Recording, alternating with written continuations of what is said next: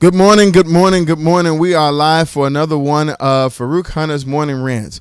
I almost feel like we should have some kind of intro thing that comes in. It's like, Farouk Hunter Morning Rant, bang, bang, bang, bang, bang.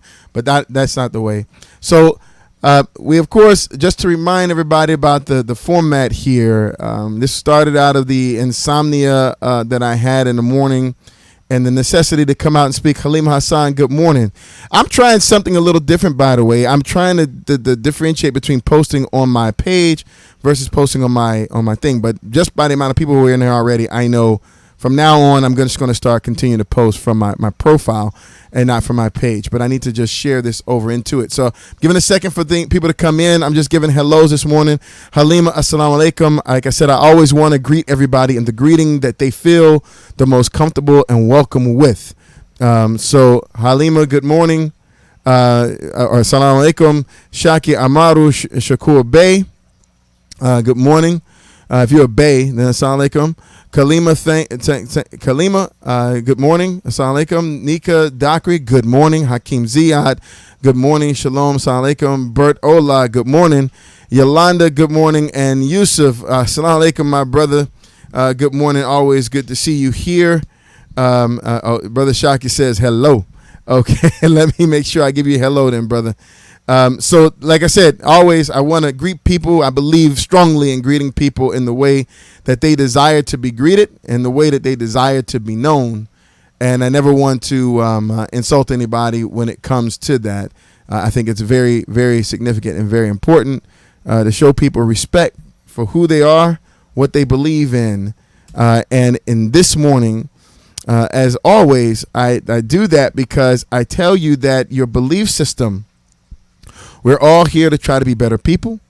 We're all here to realize that life is short and it is limited and that we need to put our energy into doing bigger things. And one of those things that are the greatest things that humans can do is help other humans and help themselves up.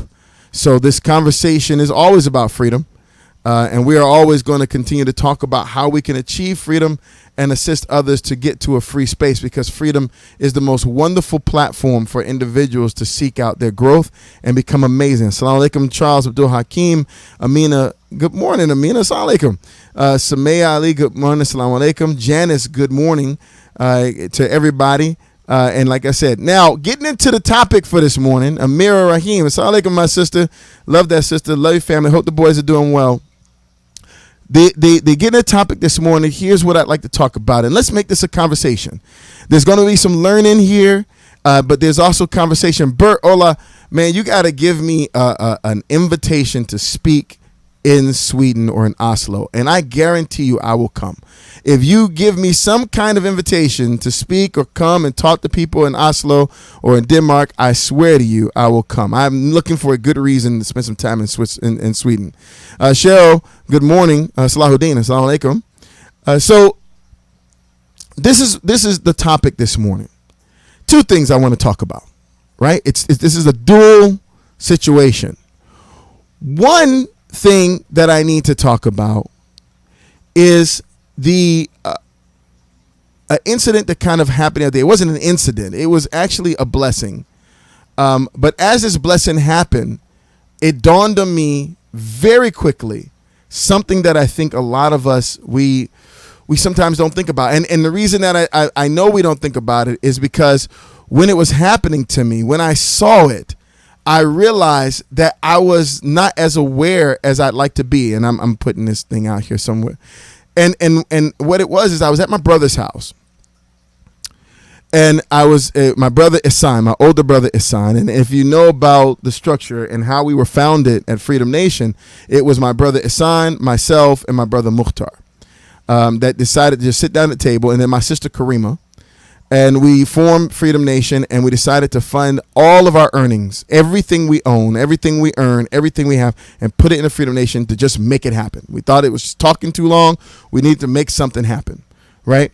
So my oldest brother, Isan, who is for our family, he's a cornerstone of the individual who reminds us about our responsibilities to God. That is his role, and that's what he does very well.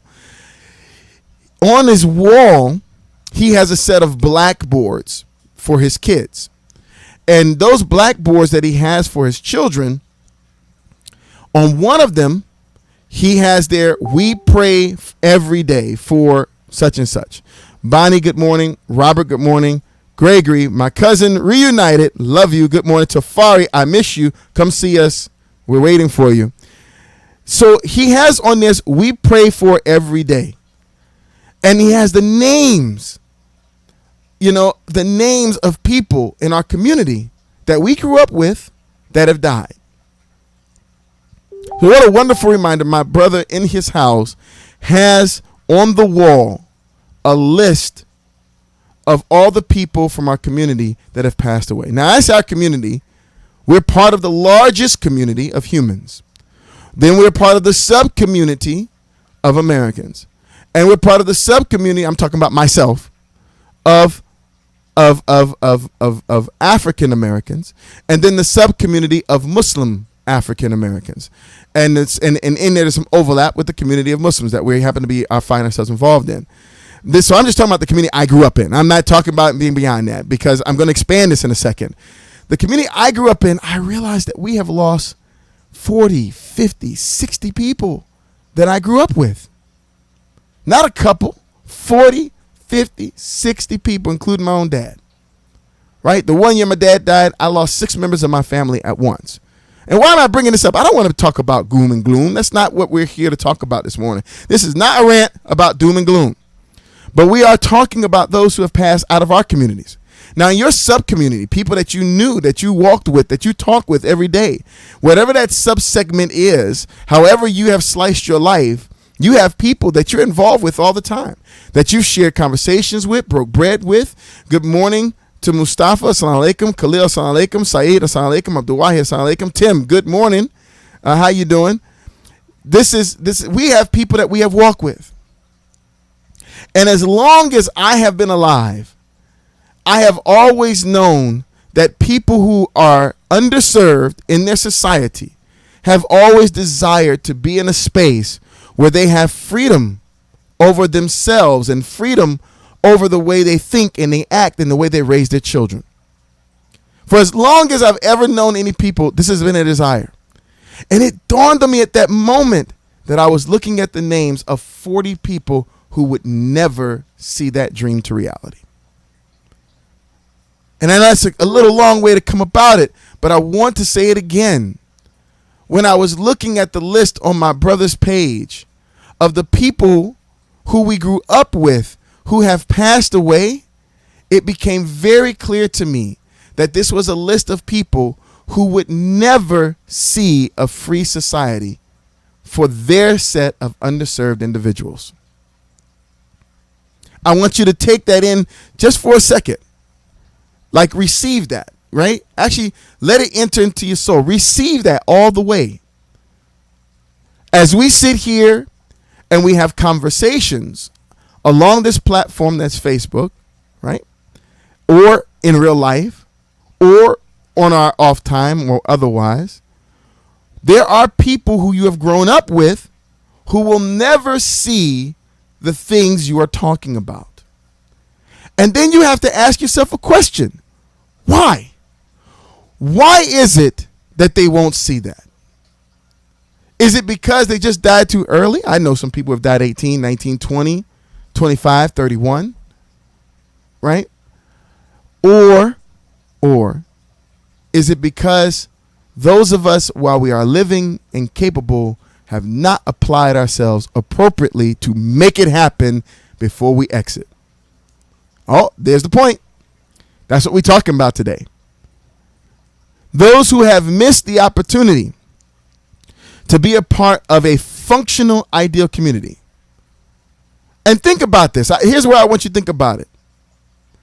There's some people, right, who'll join in and call it, good morning, Miskeen, good morning, Wali Ali, assalamu alaikum, man. Safars Muhammad, assalamu alaikum. So since we have people here, we have a plethora of people here. Tony, what's up, man? Good morning. We have Christians in this platform. We have Muslims in this platform. We have black in this platform. We have white in this platform. We have people who are Arab, who are Indian, everything else. And here's what I have to say to you. I am not talking about this ideal place where people can segment themselves and just be themselves.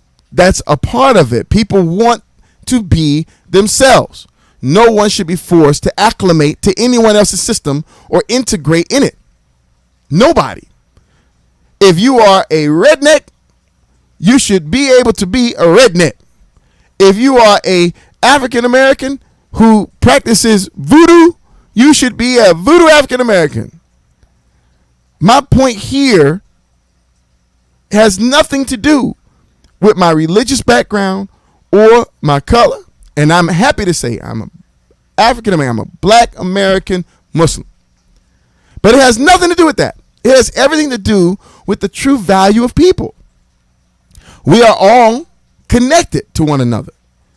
And if a set of individuals are underserved by society and they can't reach the full potential of their abilities, we all suffer from that. Whenever individuals reach the height of their abilities, then we all benefit from that. There's no innovation or invention that has been developed by people who are under their capability. It comes from those who finally reach deep into themselves, whether poor or rich, it doesn't matter, and develop something of value for society. So let's pull back this conversation, right? And let's have a conversation about these things. Here's the theme. A, recognizing that there are people who are passing away daily. So the idea of those individuals not seeing their dreams come to fruition has gone forever. You can never bring it back.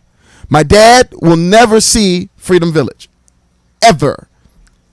I was young and I was focused on the wrong things at the time. Those things helped me build, but I wasn't focused on this thing. And it wasn't in the plan for him to see this to fruition. My young cousin, 18 years old, who passed away on my grandparents' couch with a heart attack, he'll never see it. Like I said, it's not about doom and gloom, but it means that we have not received the full potential of these individuals because they didn't have a place where that could come out.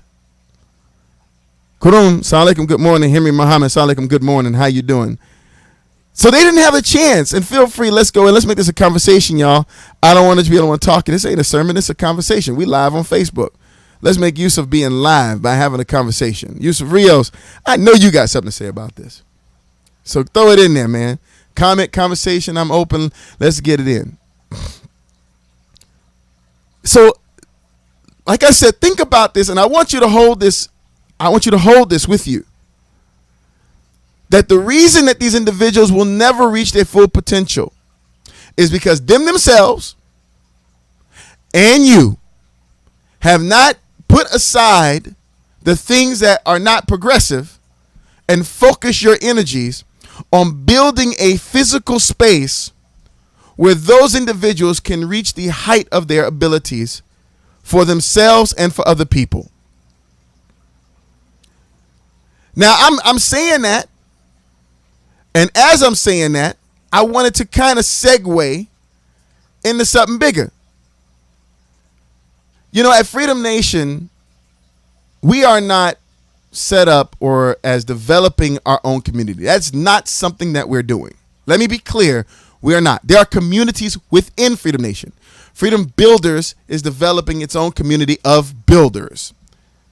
We are building for other communities. We have created an engine to help people who are underserved to find a method to build environments that allow them to be as functional and successful as possible under the term freedom. And in building this engine, we're not just doing it because we woke up one morning and said, let's just do some stuff for underserved people. No. I'll tell you what we woke up one morning and saw. We woke up one morning and realized that this thing that we've been talking, underserved people in so many countries. I'm talking about African American. I'm talking about gypsies that I know inside Hungary and Kosovo. I'm talking about all kinds of people.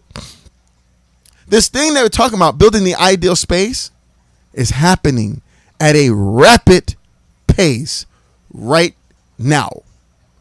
It is happening at a rapid pace right now. Can I say that again? Because I think maybe sometimes we don't realize this. We don't realize that the world is building its ideal spaces right now. And this idea of building new cities is not a dream. It's a massive, massive and popular event in our steps as humans. It's happening. You understand? So connect these two themes. You don't want to be on that blackboard. You might be one day. It might be on that blackboard said, of course, there's no way to dodge it. You're going out. You're going to check out at some point. Nobody lives forever. But the question is, are the things that you are dreaming about, talking about, just going to remain a dream that's wrote off once you pass, or is it going to be a reality that people can look to forever? Will people sit in the building that you built and say, I'm picking on somebody inside there. I remember Henry Muhammad. Why? Who was Henry Muhammad? He the one who built this house. We sitting in it right now. Woo! I remember Kaya Ebril. Why you remember Kaya Ebril? Because he talked on Facebook? No. Because I walked on the path yesterday and had his bricks on the side and it said Kaya Ebril. And every time I go to work, I walk on the Kaya Ebril Street. I remember Baba L. Why you remember Baba L? Because a couple of brothers talked about him? No. I remember Baba L because I go to Baba L school. It was the school built in his name. I remember Ishaq Nadir. Why you remember Ishaq Nadir? Did he give you some money? No. Because every single time I walk out my house, I look at the Ishaq Gardens. And isn't that where we get our food? I remember Yassine Eldridge. Why you remember Yassine Eldridge? Because every single time I get in my car, there's a little label on the side, and on the front it got an emblem that says Eldridge Vehicles. Why aren't these things happening? Well, I'm going to tell you this. The world ain't waiting for you. And this is what I'd like to share with you during this conversation. And I got to plug Tony too. I remember Tony Carter. Why you remember Tony Carter? Because I launched my business in his innovation center. That's why. It was called the Tony Carter Innovation Center. That's how I knew it. These are possibilities that are real. Let me tell you something. You keep hunting for money, you're not going to get it. There's not enough money for us to go around. This is real. You should look at some of the things that we do around talking about not money and who's keeping it from you, just the availability of money, period. There's not enough on earth for all of us to see our dreams to fruition. What you have is you have yourself, your ability, you. And you can go out and you can work and you can build with no limitation. There's a lot of dirt, not a lot of money. And it only takes a couple machines and you to take that dirt and build it into something and then see the dreams to fruition. All of us, every human being, every single person has a responsibility. Now I'm talking about everybody. White, black, green, yellow, orange, slanted eyes, big eyes, small eyes, little mouth, big booty, small booty, whatever. You have a responsibility for your people to be the most effective individuals in the world. And we're going to go back to the term, to be an invaluable race of individuals. A set of people that the entire world needs to have around. Baba L, I agree with you. Food is worth more than money. Growing food is worth more than money. Having a place to eat that food is also significant too. And I'd like to eat the new breed of sweet potato called the Baba L potato. That make my life happy. Now, I want to share something with you that I track. I want to tell you why we knew that it was imperative imperative for us to start the Freedom Nation. We knew that we were running out of time. And we found this out 6 years ago. 6 years ago, almost to the day, we found out that the world was growing at a massive rate to solve an upcoming population issue. And it was happening everywhere. A lot of us only became aware of this when we saw Wakanda.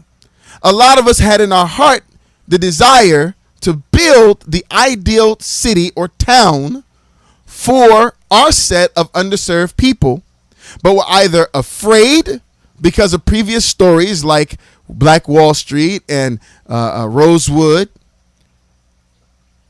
incapable because we hadn't trained ourselves and skilled, and we have what I call an inability to process or accept complexity, because cities are very complex. Building places where multiple individuals with multiple thought patterns can live peacefully and productively is not a simple task at all. Not at all. Okay? But we have an intolerance for complexity. That's why a lot of us talk about, let me just start my little business. Let me do my entrepreneurial. Let me see if I can get some money. Let me do it. Because we have a aversion to complexity. So for whatever reason, people say that they don't want to do this. They like it. They say the building a new city, or building the, people use these terms, I'm going to throw it in there, the black city, or building an all white city, or building an all this city, or building a collective city, or a diverse city, or a smart city, or an eco city. It's very complicated work, and a lot of us shun from it because we believe that doing so would cause us to sacrifice our comforts. And that's the truth. Dig deep, people. Dig deep. You're using other excuses for it. You tell them about you got to send the kids to school, you got to do this, you got to do that, but dig deep. You don't want discomfort. And so that's why you have not involved yourself in the actual work of building cities. Be honest. Don't lie. Be honest. Now, I'm going to tell you how your time is running out.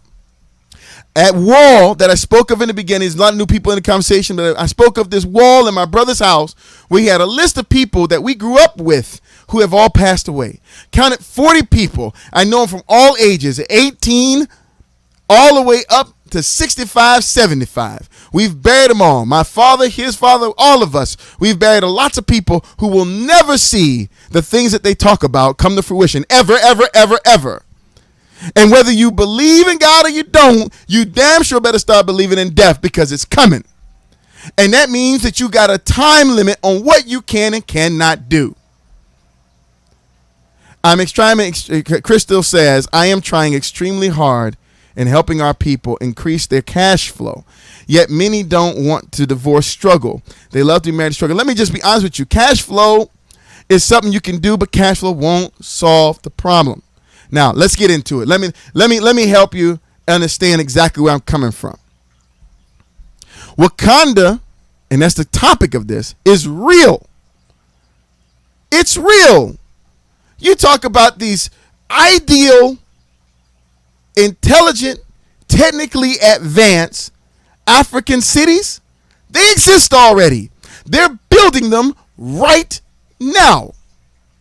Now, when I tell you that we have gotten into city building, I'm going to break it to a little bit later, but let me just hit on this. It's because we knew that the world was building 800 new cities between now and 2050. Take this in. The world is building 800 new cities between now and 2050.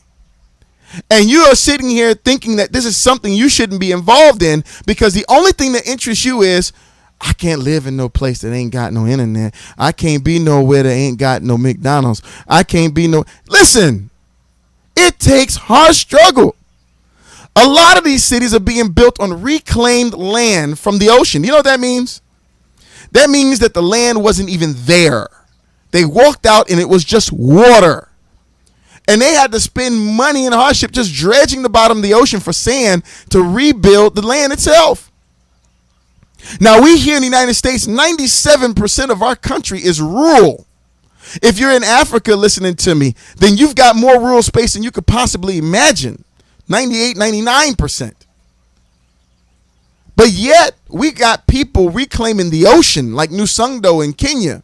That was a brand new city, 600 built, not Kenya, excuse me, inside of Korea. Correction, I apologize. Inside South Korea, that was 600 brand new buildings built. Now, I didn't say houses, I said buildings. Buildings built in 10 years on land had to be reclaimed from the ocean. But I'm letting you know that it's bigger than that. It's also happening in Africa. And when I show you what I'm about to show you, I'd like for you to see the trend. Because the other part of this, Wakanda is real, but you ain't ready. You're setting yourself up for a situation where when they put you in the grave, you will be one more name of an individual who did not see your dreams to fruition because of a failure to act. Latiara, good morning. Again, I didn't roll the R this time, and I said it right. Maurice Parks, good morning. And Azim Abdullah, assalamu alaikum. Yasser Ahmed, assalamu alaikum, good morning. Remember this. This is a conversation, everybody. I got a big mouth, but this is a conversation. Let's talk with each other. Let's have the comments open. I'll always read your comments if you put them in. So please, let's make this a conversation. I think that this whole social media thing is an awesome way to talk to several people at one time, but not to talk at them, to talk with them. So let's talk back and forth. Let's get involved and share a lot. Right? There's a little challenge, and then we're going to break off because I made sure these segments, they're never more than an hour. So what we're going to break off, but let me tell you, here's a challenge. Bring new people to this format.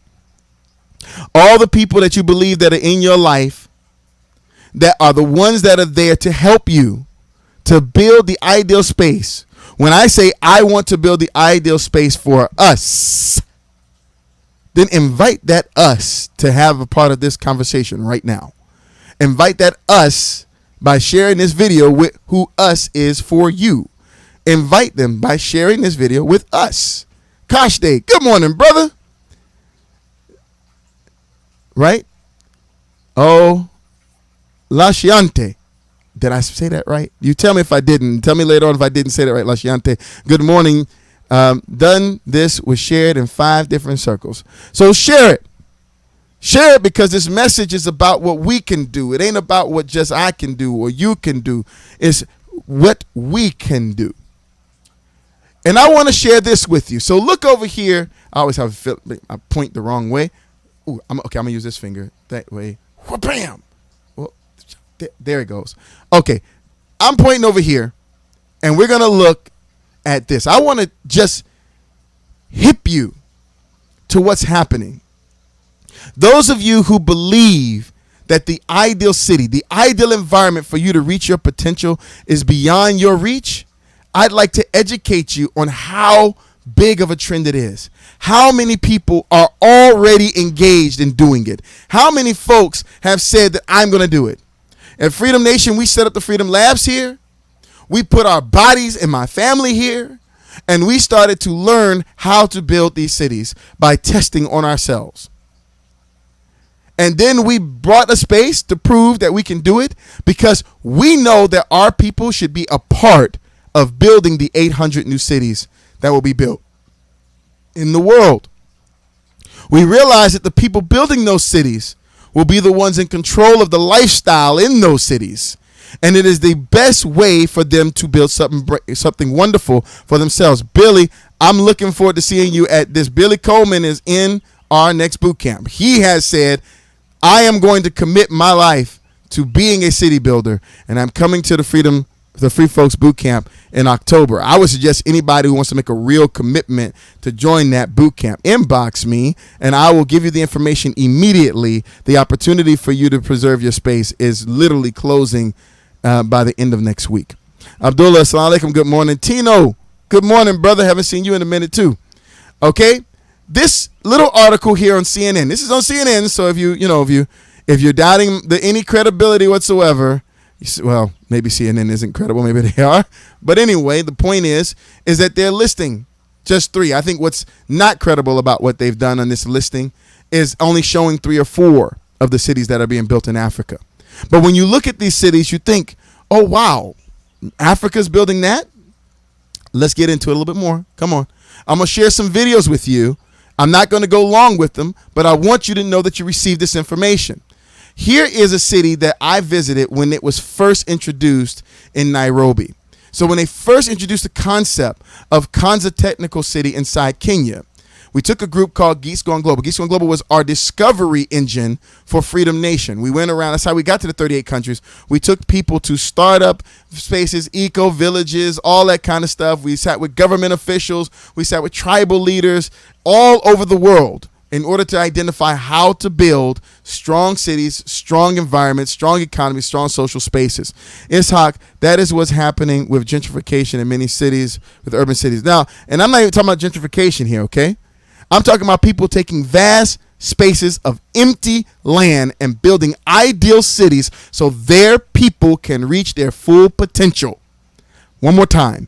I am talking about people taking vast spaces of raw land and building ideal cities so that their people can reach full potential. Freedom Nation is a city building organization. It's a co-op. Okay? These cities will be the future, especially in Africa, where most of the world's resources still remain. Okay? So let's take a look at it, and I'm just going to cue it.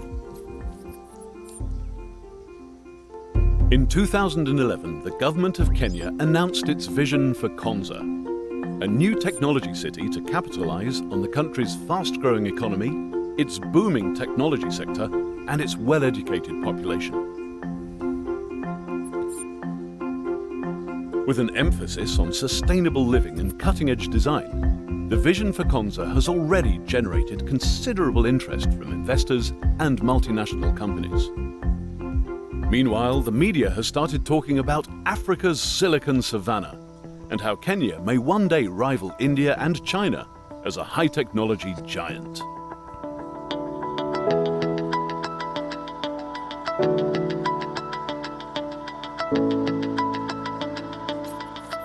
So far, it has We're going to stop right there. Extremely very well. I can go further in this, but there's the intro.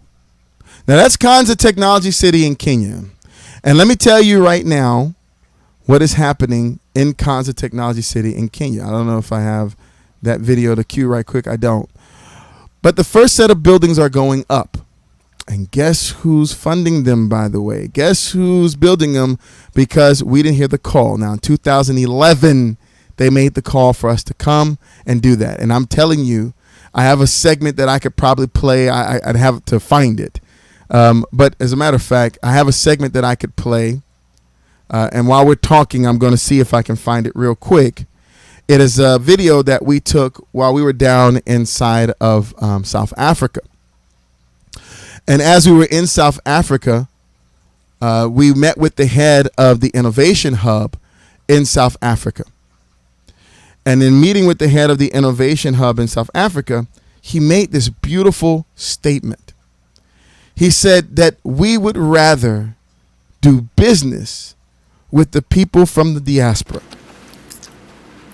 We would rather do business with those who were taken from Africa and put somewhere else. But the problem is they don't show up. They have not come. They're not here. He said the Chinese are not the best business partners, but they're here. Of the same technology in the States. They're here.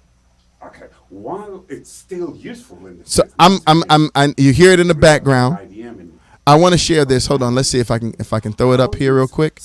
Okay, there we go. Now this was us. We were Geeks Going Global, and we were inside of South Africa. This was part of our discovery element of finding out what to do and how to build Freedom Nation. Couple of good mornings real quick. Hardashio, good morning. Ayatollah, good morning. Ayatollah, good morning, excuse me. Michelle, good morning, and everything else. So this gentleman is a powerful individual. I love him. I love this person. Do you understand? He runs M Labs at the Innovation Hub in Pretoria, South Africa. I was filming. This was my telephone. I was filming him while he was talking. And I'm not going to play all of what he said, but I just want you to hear. I don't know if I caught him or not. An old lady who lives in a village or who lives in what we call a township. Okay, township to you might mean something totally different.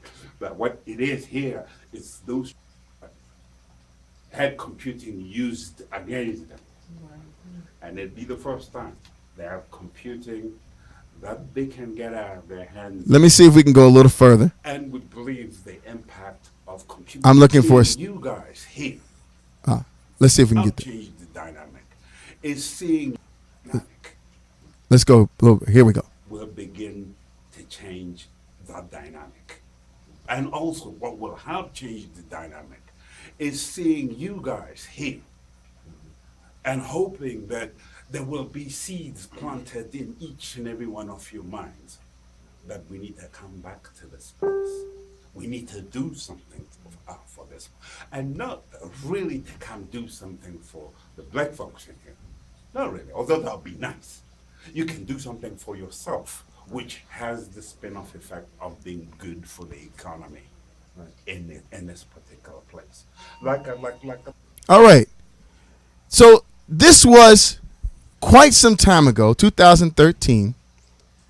Like I said, the city that we're looking at in Kanza Technology City was proposed in 2011.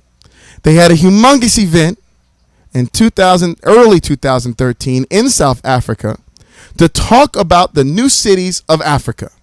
We arrived in South Africa at that moment through the blessing and gift of Ambassador Ibrahim Rasool from South Africa to the United States and his wonderful friends and brothers and sisters who brought us down to that space so that we could receive partially this message. And you heard it. Don't ever say that you didn't hear it. You heard an African leader in technology saying that it would be great. It would be great to see you guys in this place. To see you guys in this place. So anybody say, hey, I don't know what you're talking about. Hey, this and that. No, I'm telling you, with my own little phone, I whipped it out, and we have a leader in South Africa saying, planted in each and every one of your mind. He says, if I could just plant the seeds in your mind, and just play this back again. That we need to come back to this place. We need to do something for this. And not really. We need to come back to this place and do something. Now, I'm not talking about returning to Africa. I'm talking about having the ability to bring something. When I was young, I found myself at school in Khartoum, Sudan. I was in Khartoum, Sudan. I went to Jamiat Afrique for 2 years. I paid for it myself by sweeping floors and barbershops and stuff. And as I did that work and I went into Sudan, we met with the head of what was called the Animal Bank. At the time, it was the Animal Bank because the money itself, the currency, was the animals, the livestock. You ever hear these old biblical stories talk about how many sheep or camels someone had and that's how they had money? Well, this was a physical manifestation of it inside the modern society called the Animal Bank. It was the largest bank in Sudan at the time. And when we sat down with the head of the Animal Bank, I was sitting next to him. And he said to me and a group of other 14 Americans that were with me, and he said, we need y'all to go back to the U.S., build yourselves up, and bring back the cream to Africa, and it will see you as its brothers, as its family, and it will work with you. But the question is, are we ready for that? We haven't even solved our own problems. We haven't even built a single city that's still standing to this day that we can say is prosperous. And modern African Americans, I'm talking to the people that I share affinity with, are in most cases scared to do it. Yusuf, Imam Daoud from Masjid Haq in Cleveland would be pleased to see the effort, brother. So Yusuf, I was there with Imam Daoud. He's the one who took me to Sudan. And yeah, hit the message and the time and the energy he spent with me stuck. It stuck real hard. Sean says, I've had dreams about cities being built, but I didn't know it was actually going on. And that's exactly why we're doing this show. I'm here to tell you that you need to stop dreaming. Dream, it's okay. Dream big. But wake up and figure out how to get it done. We've built an engine for it. Come join us. Or do your own thing. But either way, don't have your name written on the chalkboard as one of the people who will never see it done. Don't do that. Inbox me if you don't know how to start. I will help you. I swear to God, I will help you. We are starting down this path. But what are we doing at Freedom Nation? We are getting ready. I asked somebody one day, I asked on Facebook, I said, hey, where should the next Freedom Nation be? I said, should it be in Mombasa? Should it be in the Suez Canal? In Egypt? Should we focus our energy on Kazakhstan? Should we focus our energy on India? Should we focus our energy on Morocco or Senegal or Ghana or the Gambia? And I got these horrible remarks back. I thought you would be talking about Detroit, Philadelphia, New York, Chicago. Those are the old cities, man. Just because you there don't mean you should put all your effort in that place. I'm talking about, let me say it one more time, people taking raw, undeveloped pieces of land and building ideal cities and environments for their people to reach their full potential. That's what we're talking about developing. Olasambu, Amin Kadra, and Alexander, good morning. That's what I'm talking about. You can't do that in the hood in Philly. Even if you clean it up, gentrify the hell out of it, put whatever, it still won't be what you need it to be. And that's exactly why. They're not cleaning up downtown Cairo. They're not changing Kigali. They're not redoing Lagos. They're building new ones altogether. Let me share this with you. This is the capital city, Cairo. Now, being someone who has worked in Egypt for quite some time, 7-8 years I think I have, working back and forth in Egypt and Aswan, in Alexandria and in Cairo. And I have never seen them undertake a project of this level. This is the new capital city, Cairo. They have decided to build an entire new capital. The cost of the capital is just short of $500 billion. They don't have that money.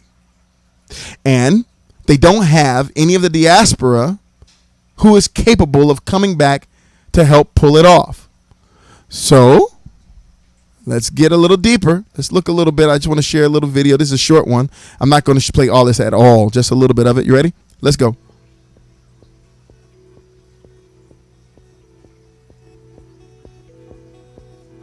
Egypt lies at a significant connection point between Europe, the Middle East and Africa, and is near one of the world's major shipping routes. The site lies in a strategic position along the corridor between Cairo and the Red Sea. The city will become a focal point of the Eastern Cairo region.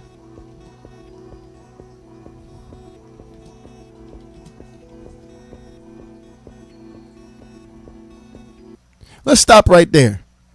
There's a little piece that I wanted to give to you because you might have actually heard of the Suez Canal before. And I wanted to remind you of where you might have heard it from. It's during World War II. They fought like hell, Europe and other people, to take control over this little piece of land for a reason. Because it allows for you to travel from China and Asia through the sea and up through Africa into the waters of Europe in the Mediterranean. It is a unique space because of that. And it is the only place that allows it. So they have fought for this place just like they fought for Istanbul. Even the Romans, Constantinople. So Constantine came and tried to take over Turkey for the same reasons. For the passageway of ships. And here they are building a brand new city. And is there anybody amongst us, even our largest developers, that can say that they have experience building entire cities? I'm not talking about just developing buildings. I'm talking about developing buildings, people, the economics, the social elements, the rule of law, everything that it takes to make this happen. We don't have a single organization capable.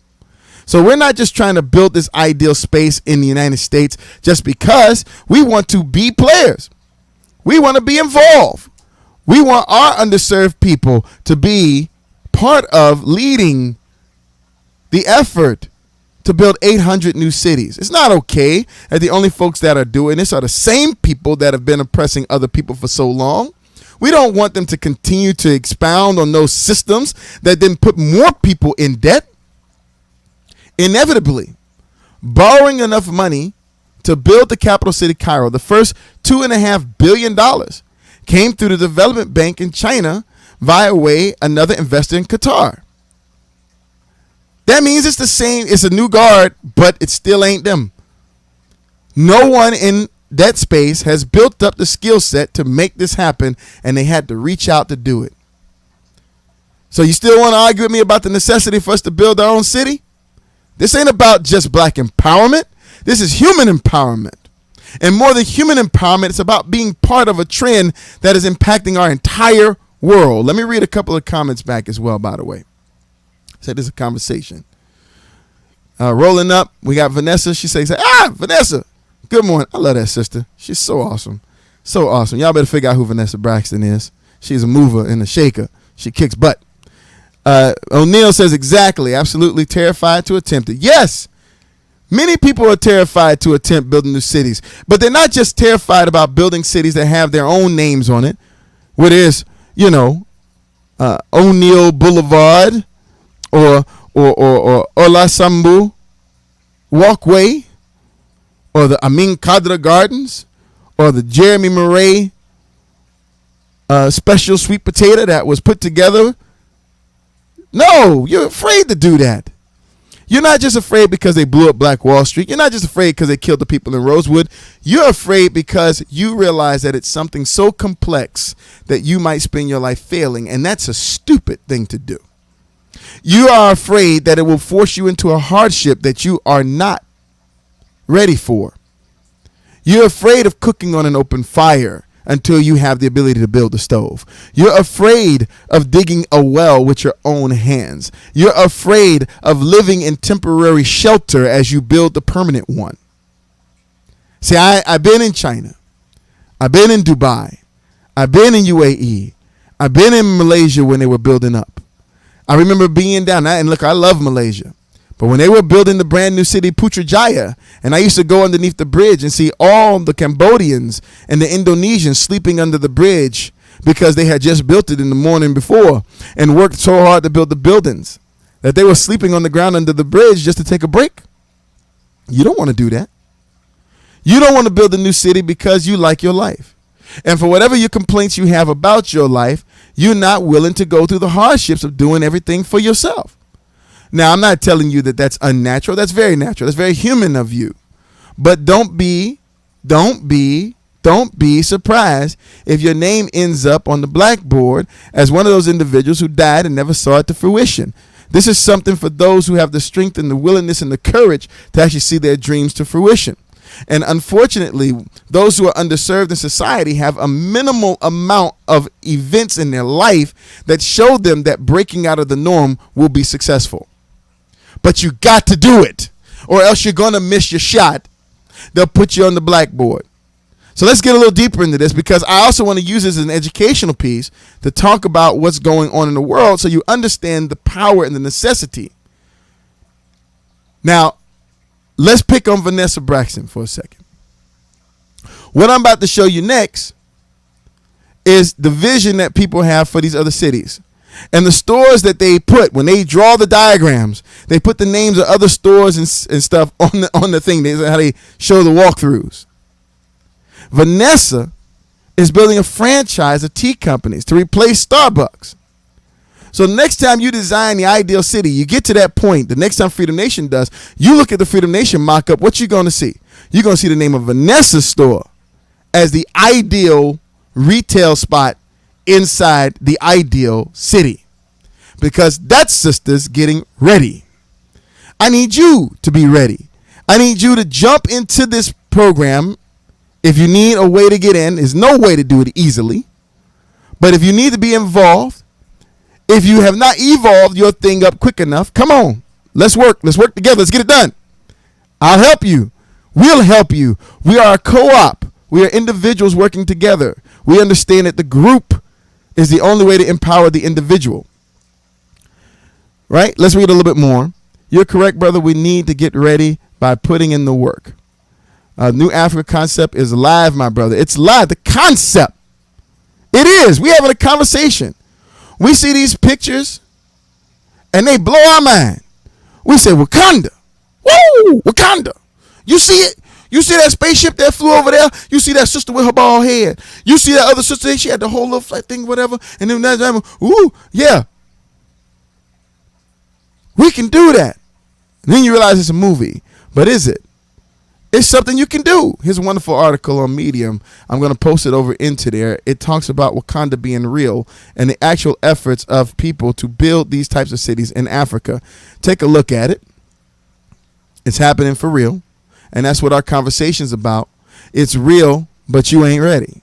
But I need you to get ready. Now, there's a little piece about the Suez Canal. And if you wonder why New Cairo is going in the Suez Canal, it's because China has built a brand new port in the Suez Canal. They're funding that.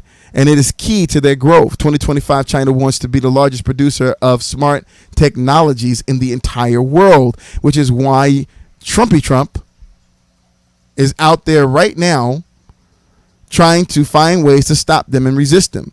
And it's not just Trump, by the way. You have to understand that even President Obama was looking for a way to balance out the arguments by President Obama and George Bush about the improper valuation of the yen, the renminbi. They argued about that as well, and they also put in sanctions as well. They increased tariffs on solar panels and other things during their presidencies. But this is happening, y'all. The world is growing, and it's growing without you. It's overlooking you because you're not ready.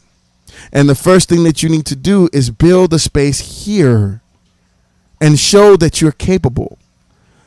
Put your children and your family in this space and show what you can do.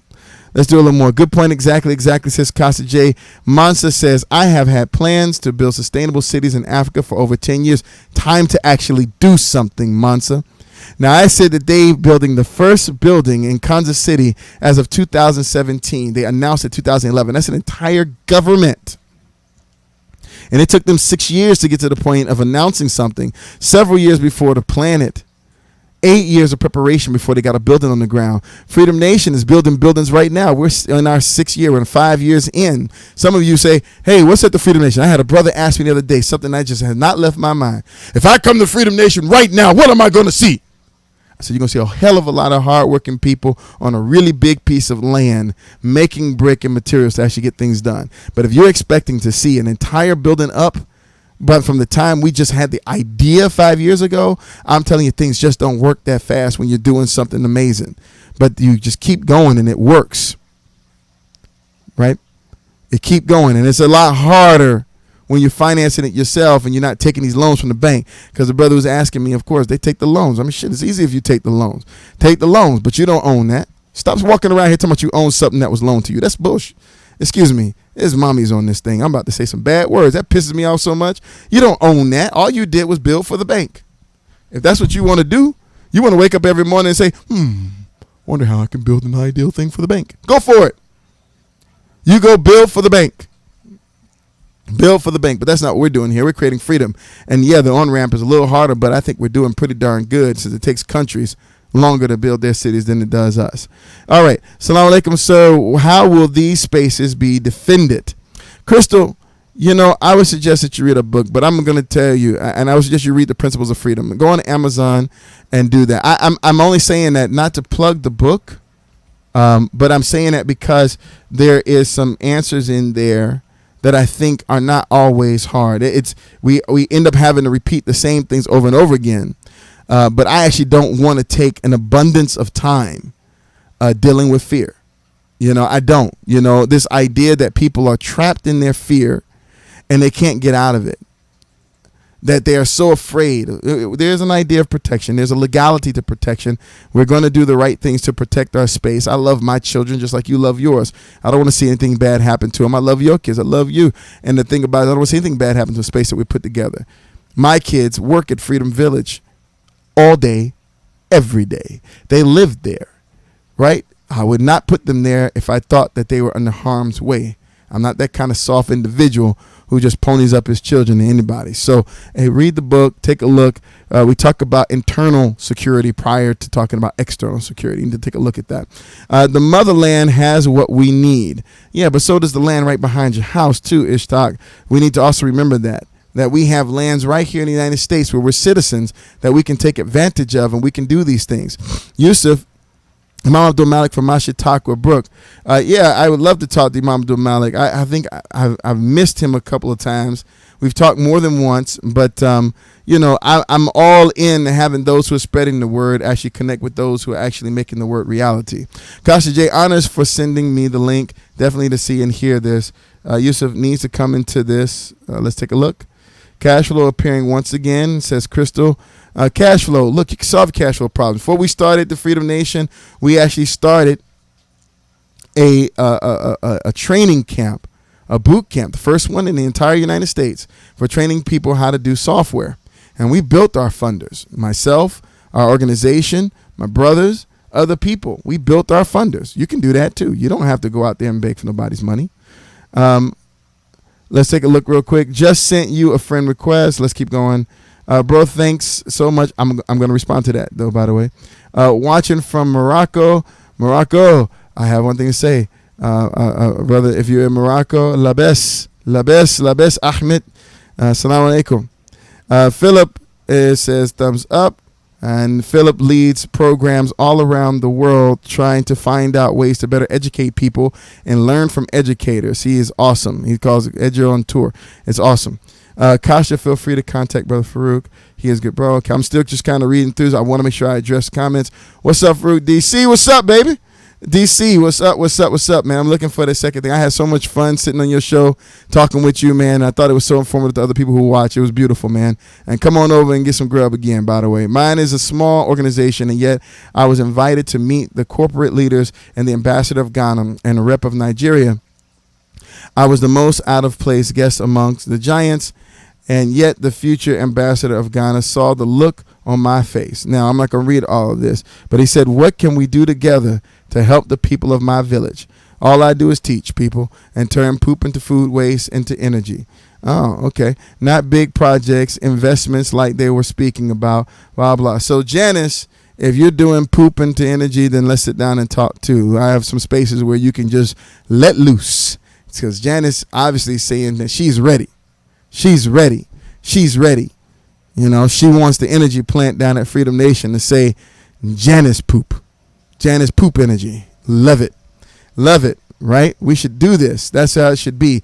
I'll also tell you that the president, you know, the president at the time, Good Luck, came to here to Atlanta. We sat down and talked with him. And also in Ghana, we've always been received. What our people don't understand is if you come even half ready, there's so much work to be done that the world wants to receive you. If you take the time to come down here, and I'm only saying this because we're just moving at a really good pace. Come down here to Freedom Nation, help us build the Freedom Village, build your home in the Freedom Village, make the Freedom Village your Freedom Village.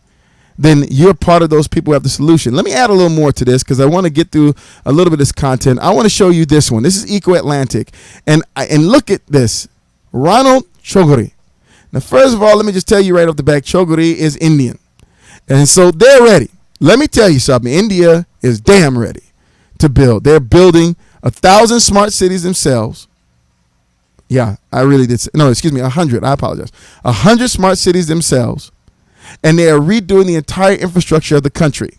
So now it's not enough that they're doing it there. They've decided to reach out to the world and start building the other cities, the ones that you should be building, the ones that you should be geared up to build. Let's listen to just a piece. Financial city of Africa, economical and financial city of Africa. That's what we believe will be the legacy. Let's say by July, August this year, You can drive on the street. You have your street lighting. You have your water available, and by the end of the year, you have your sewage operational, everything. By mid-20...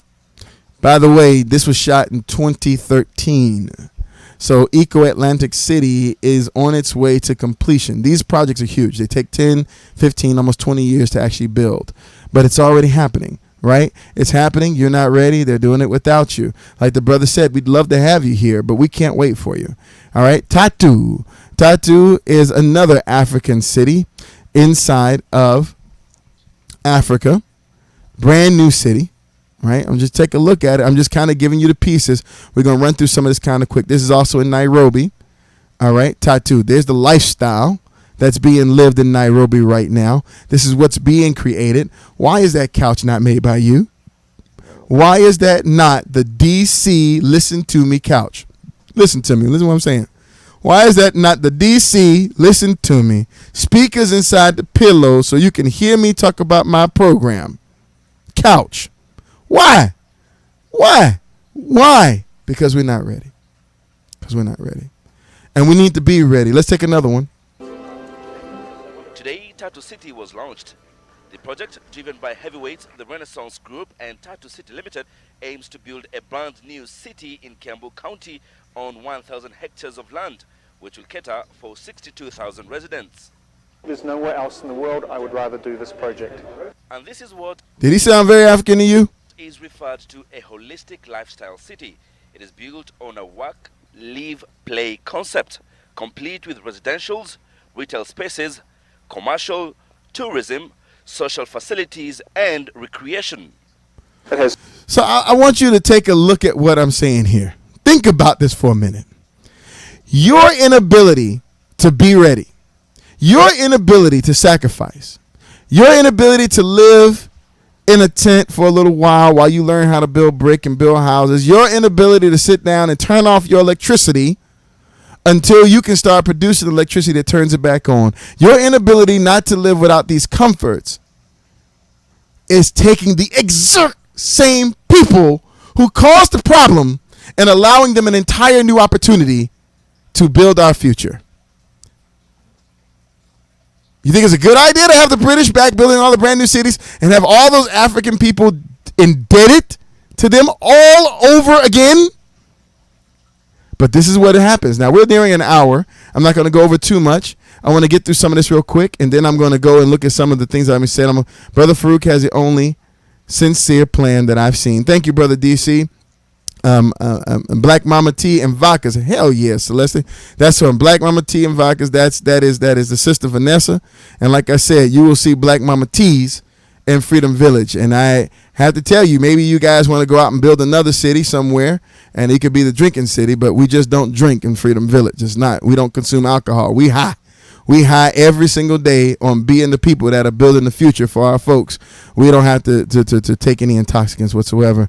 So I'm going to tell you that Sister Vanessa makes some awesome teas, and the tea shop she's setting up are amazing. Brother Rashid said, we aren't willing to sleep under the bridge. We just work so hard on. Wow. Abdullah, that's so true. That's so true. See, when in Sudan, I remember seeing people sleep on the piles of sand they were making cement with.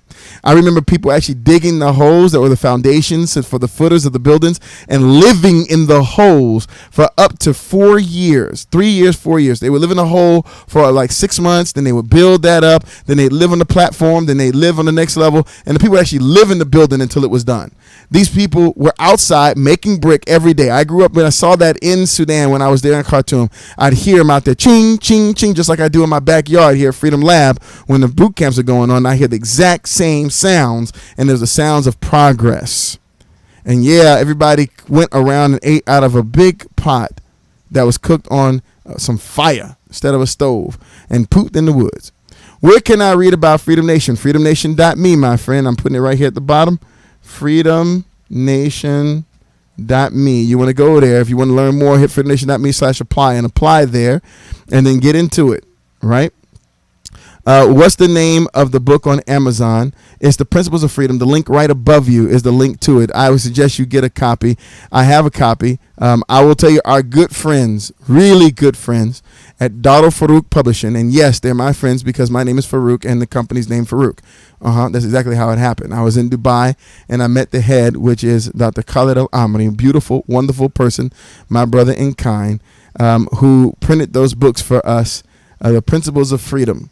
Printed The Principles of Freedom at his wake. So we support those who do awesome things. We work with those who do for themselves, and I am proud to say that our books were printed completely 100% by the individuals that we know personally, and it wasn't outsourced to people that we don't know, and that money circled in, and I even went through the hardship of bringing the books on the plane back to the United States so I could ship them out to you when you order them. So order a copy, and I'd like for you to order them. Give me another reason to go back and have to get some more. So this is got it. Thanks. Love this. People always playing defense. Forget to score. Don't let fear paralyze you from moving forward, says Maurice. Yusuf Jones gives a thumb up, and teamwork makes the dream work. Janice says, good old-fashioned stuff. You told me that my problem was exposure. Being exposed to that type of dedication and progress is what I need to be exposed to. Abdullah. Now, I'm going to tell you just real quick note. I do not take people on trips overseas anymore. I did it, and I'll tell you how it ended. It ended by taking some folks who thought that we were there to be Sadidi. They thought that we were there. Now, I'm not saying all of them. There was like 3 people in a group of like 14 who were just horrible individuals when it came to wanting to be petted and patted all the damn time. Look, we go into rough spots sometimes. We go into places, and if you stay in a 4-star hotel on Lagos Islands, you'll never know what's happening in Lagos. And it is rough to walk the streets of Lagos. It is sometimes dangerous, but we go into those spaces so that we understand what the hell is going on. And I need to know what's going on, not what somebody created this fantasy for me. So I don't do 5-star hotel, don't do 4-star hotel. I stay in hostels. I travel with a backpack. And that's all that I get around. Matter of fact, hold on one second. You guys give me 2 seconds. 2 seconds. I'm going to show you how I travel.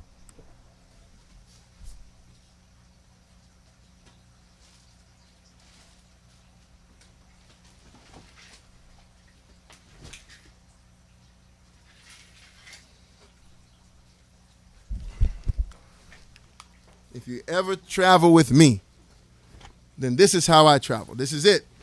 I take this book bag right here. That's it. That's all that ever goes with me. And whatever fits in that book bag defines my adventure. So those of you who want to truly discover what's going on in the world, we're leaving out twice. In September, we'll be out for an entire month, and we'll be everywhere from Europe. We're going to go to Mondragon in the Basque country. We're going to go all the way out to Kazakhstan. We're going to make an amazing announcement. The tech arm of its Freedom Connect is going to make an amazing announcement. We're going to stretch the Freedom Credit. Let me just let you know, we're going to make the Freedom Credit a currency that is used internationally. And we're going to make one hell of a play in Eurasia and Africa. Believe me, go on with us. We'll blow your mind. I can guarantee that. You'll understand exactly what we're trying to pull off here. We want to be a part of the world's future. Period. Okay? And those of us at Freedom Nation are vested in doing that. I'm going to go through the rest of the content real quick. Just want to make sure that I'm giving out information. Let's go for it. I got a couple tabs here. This is Waterfall City in South Africa. So you also want to check that out too. Beautiful planned project that's already underway. Those are real buildings. Those are not mock-ups. So take a look at them. Those are real buildings, not mock-ups. There's some mock-ups in there, but a lot of them are real buildings. They're already underway. They're already building this. This is a real picture. This is a real picture of Waterfall City inside South Africa. Africa Renewal. I'm going to paste a link to this. This publication was put out in 2016 and explains some of the countries going up. And like I said, I'm just hitting Africa for you right now. I want you to see this piece right here. This is Vision City. And just give it 5 seconds. Here we go. It's a 5-bedroom villas, lecture villas. They have a 5-bedroom. And 1 room for DSQ also. Then we have a 2 sitting room. Now, do you think that they wanted to deal with the Chinese in Africa? They don't know anything about them. I'm not even telling them they're bad partners per se, but I'm just saying, you think that was the desire? Or they wanted to deal with the people whose music they listen to all the time and the people who share backgrounds with them. But you weren't ready. So now that physical building that's standing there in Vision City, the vision is being delivered to you by a Chinese person. And there's nothing wrong with any race of individuals.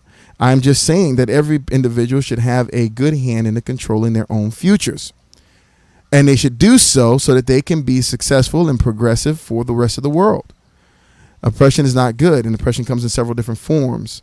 And when we have people who don't even understand people. So, I mean, a lot of us don't understand Chinese culture. Most of us don't. And most Chinese don't understand African culture nor African American. So when they go there, they can only see the promise of money. And that's the only engagement that's being happening in that space, which is just really not good. Not good in that way. And they can come in as partners, but they're coming in as heads because we're not ready. And we have no examples of what it means to build successful cities. About time we did that. This is Vision City. You take a look at it.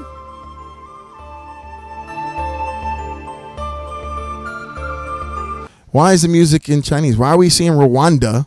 Vision City is Chinese because it's being presented by a Chinese company. All right, we can go past that. All right, let's take a look. There's some more cities here. All right, just take a look. This is in Guinea. All right, you can look in Guinea, in Guinea, Papua New Guinea. And then let's look, not Papua New Guinea, in Guinea. Then also, here's another city. There's a staring portrait of African cities and how China is building them. I'm going to post that link for you too right here. And like I said, I'm kind of running through the content now because I want to just make sure that I deliver some of this to you. I'd like for you to also take a look at what's happening in Morocco. You think that it's just out of coincidence that we find ourselves in Morocco? And let me make an announcement right now. It's toward the end of the talk, so I know it's down, but let me make this announcement.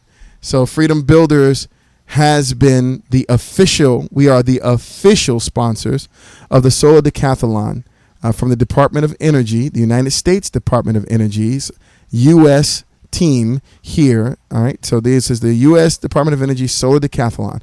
This is the event where people actually go out. And let me just share that because I don't want you to think that I'm looking at two different things. I'm showing you right now a little bit about Morocco, the fact that they're building 6 brand new ports, the fact that the Chinese have heavily vested in the space, the fact that they are moving fast, and the future of building houses in the world is done through an event. One of the events is called the Solar Decathlon. Solar Decathlon is held by the Department of Energy and Freedom Builders. So if you're doubting what we're doing, listen, we're getting ready. Part of that readiness is that we're now able to offer all the building materials for the American team on the first African Solar Decathlon. That's a big deal, by the way. People come from all around the world to show their universities. Each university spends upwards to $1 million to build one house that will be the house of the future. And all the materials that are going into the house from the United States of America, from Mines University inside Colorado, other universities, is coming from Freedom Builders. And it's coming from the people who have come to our boot camps. They are going there as the technical advisors on how to build that house. This is what ready looks like, by the way. That's what ready looks like, by the way. I'll share with you quickly how that happened. I'll tell you that trip that I just showed you, let's go back a little bit. And this is where I'm kind of closing on this. That trip I showed you with this wonderful gentleman down in South Africa, and he said that we'd love for you to come and for you to actually build and be here and plant seeds and do things. During that same trip, we took individuals over, and I say we, but I want to be really straight because credit needs to be given where credit's due. The ambassador and his friends from South Africa are some of the most wonderful human beings I've ever met in my entire life. Beautiful, beautiful people. If you haven't been to South Africa, you need to go, period, right? But they facilitated the conversation with us, with our own people at the U.S. department, at one of the U.S. departments. I'm trying to think of which, who was it that we were dealing with at the time. But needless to say, I made a very great friend that day down in Cape Town. He came back and he then understood what we were doing down here and referred us. So, listen to the layers. Exposure to what's going on a global scale and understanding that we have to be present, available, and involved. Number one, that's how we end up getting introduced. Number two, not seeing the limitations of just being black. Even though we're building for black people, it's because there are people, but we are not being prejudiced to anyone because the friends that we found there, I'll tell you that they're white. And being open to those individuals, just as you are open to your own people, realizing that we're not building for ourselves, we're building for ourselves to help society at large. That is the purpose of building your own space, is to see your people reach their height so they can be of value to society, an invaluable race of people. And then last but not least, maintaining those relationships and also exhibiting excellence in our work and pushing into uncomfortable space, uncomfortable, relevant space through sacrifice. That's how we learned how to become brick builders. That's how we became certified by UNESCO groups to do so. And that is how we end up providing materials for the Sodecathlon. And that building will be built there in Morocco, available, accessible by the King of Morocco. And you will know from that point forward, if you're in Africa, especially if you're in Morocco, that Freedom Builders, these guys from the United States, are building brick. They are the only African-American brick makers in the entire United States. And they are building houses of the future in Africa as of 2019. And that's real. So I'm not just talking out my butt here. I want to make sure y'all know that we're talking about real stuff. Let me go ahead and just dump out the rest of this material real quick so you can see it. I want you to look into it. Look at Rawabi. Okay.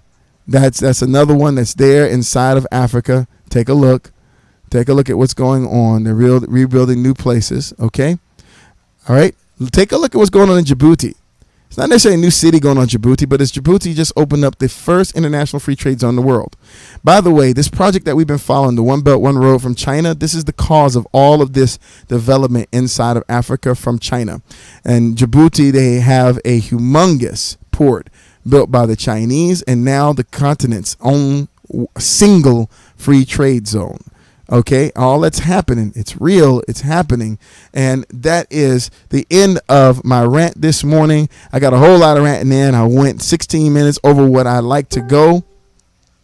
But I will just wrap up real quick. We must get ready and invest outside of the U.S. Ishaq, I agree with you. We have to be global players. But let me just make this straight, that the point of this conversation was not just about what's going on outside.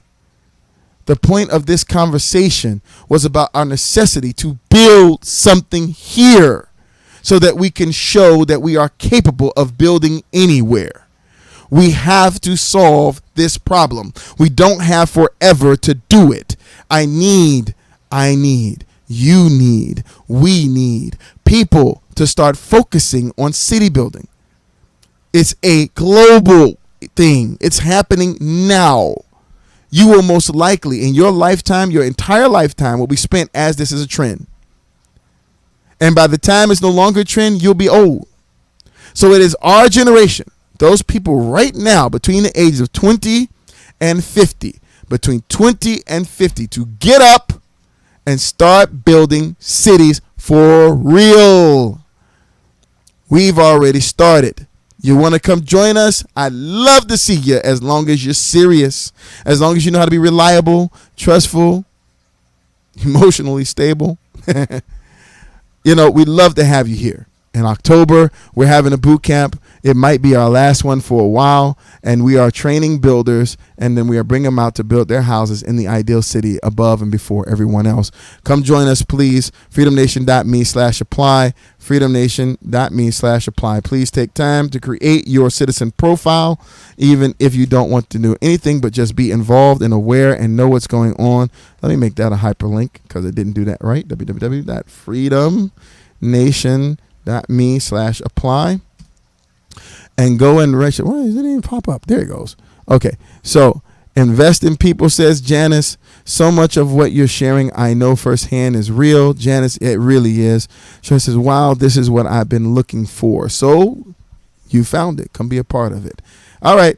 Much love to y'all. Have a beautiful, beautiful rest of your week. Go into your weekend. Have a beautiful weekend. We're going to try to do the morning rant a little more frequently throughout the week. I'm not going to promise the actual days, so just be aware, be present and available, be in the know if you want to catch us. And we'd love to continue our conversation.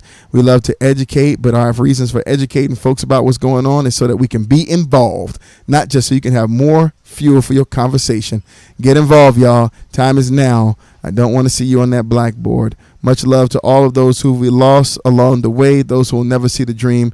Our prayers to them and their family, our prayers that their lineage and their children will actually see their dreams to fruition and not die before they do, as I've promised my own father. All right, take care. Talk to you next time.